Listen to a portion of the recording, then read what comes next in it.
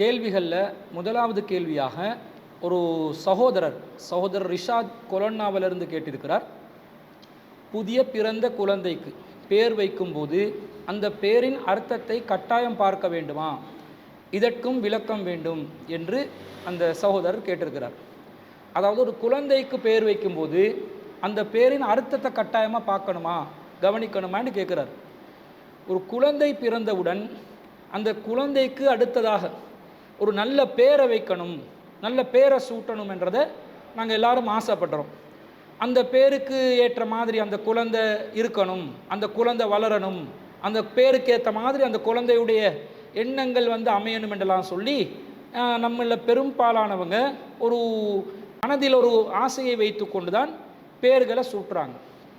ஆனால் சில பேர் என்ன செய்கிறாங்கண்டா, குழந்தைகளுக்கு அழகான பேர்களை வச்சாலும் அந்த பேர்களில் மோசமான சில கருத்துக்கள் இருப்பதையெல்லாம் பார்க்குறோம். அதெல்லாம் கவனிக்காமலேயே பேர்களை வைப்பாங்க.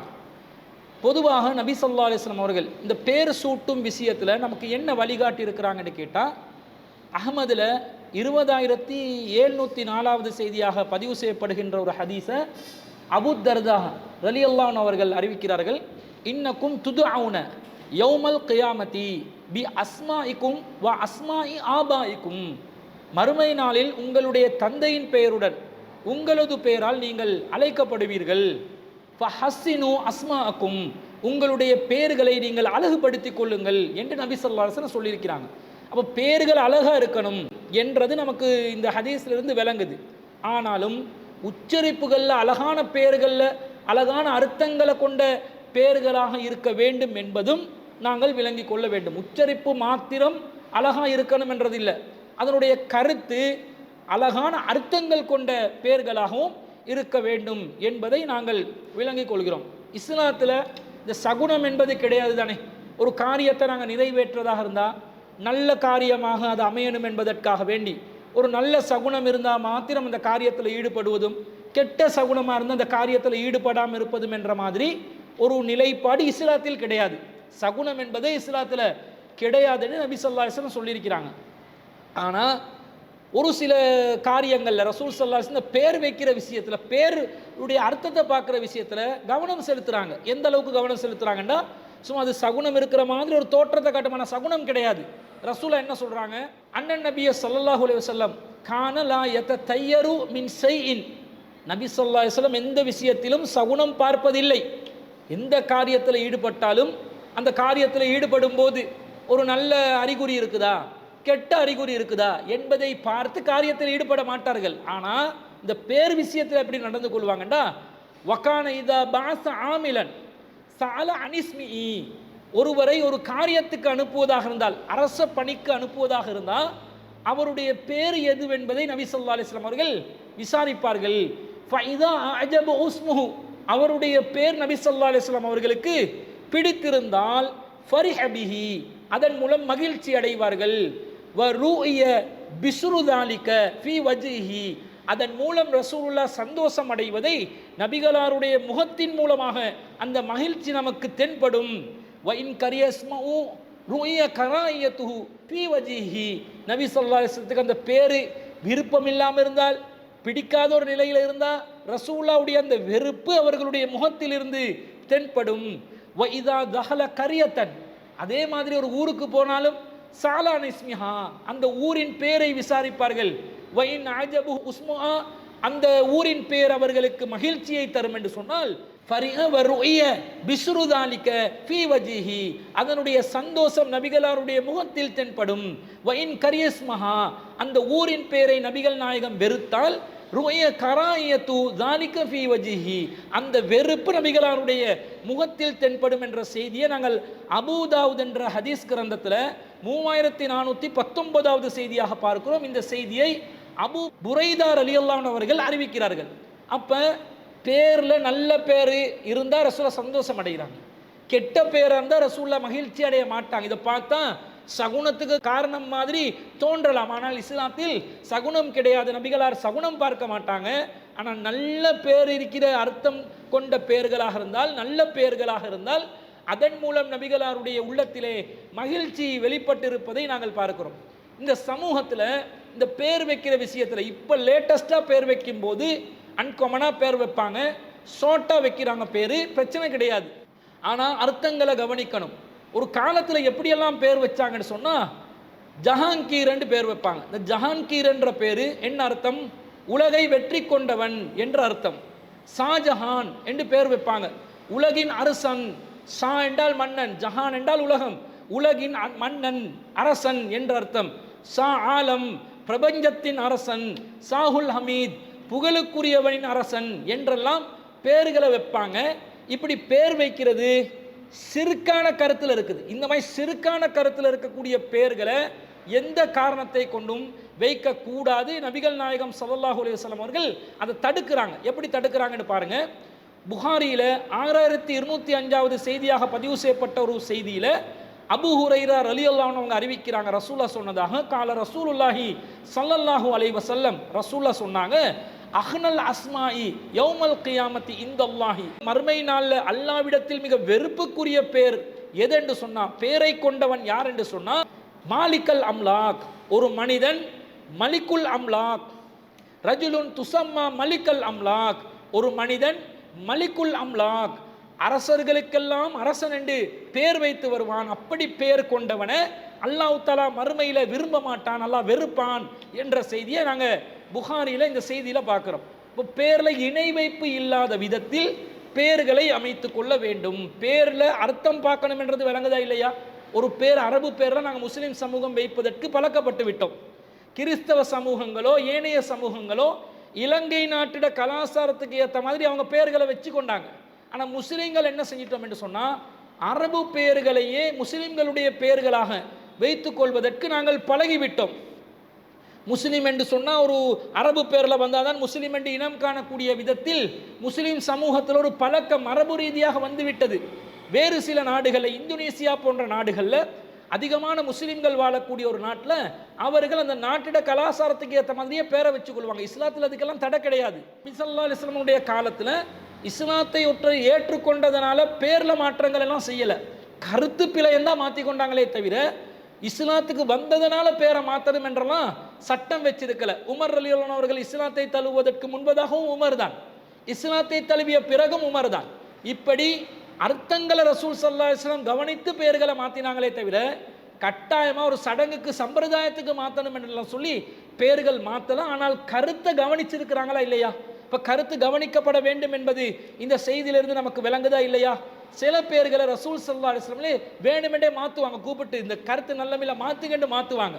உதாரணமாக சொல்வதாக இருந்தால் ஒரு செய்தி வருகிறது, அதிலே ஹானி ரலியல்லாஹு அன்ஹு அவர்கள் அவங்களுக்கு மக்கள் அபுல் ஹக்கம் என்று பேர் வச்சாங்க.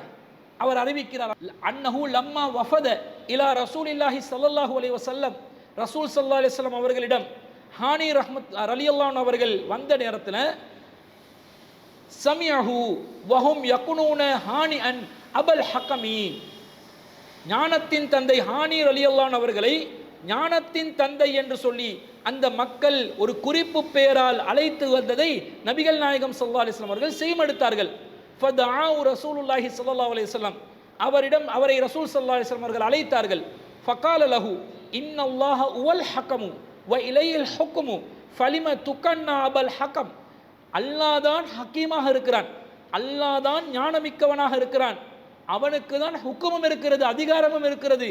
அப்படி இருக்கும்போது ஃபலிம துகன்னா அபல் ஹக்கம், உங்களுக்கு ஏன் அபல் ஹக்கம் என்று சொல்லி மக்கள் சிறப்பு பெயர் சூட்டினார்கள் என்று கேட்ட நேரத்தில் அவர் சொல்கிறார், இன்ன கௌமி இதஹ்தலஃபு ஃபீ ஷைஇன், எனது சமூகம் ஏதாவது ஒரு விஷயத்தில் முரண்பட்டு விட்டால் அத்தௌனி என்னிடம் வருவார்கள், ஃபஹகம்து பைனஹும் ஃபரலி கிலல் ஃபர்கைனி, நான் அவர்கள் மத்தியிலே தீர்ப்பு வழங்குவேன், அந்த இரண்டு சாராரும் திருப்தி அடையக்கூடிய விதத்தில் என்னுடைய தீர்ப்பு அமையும்.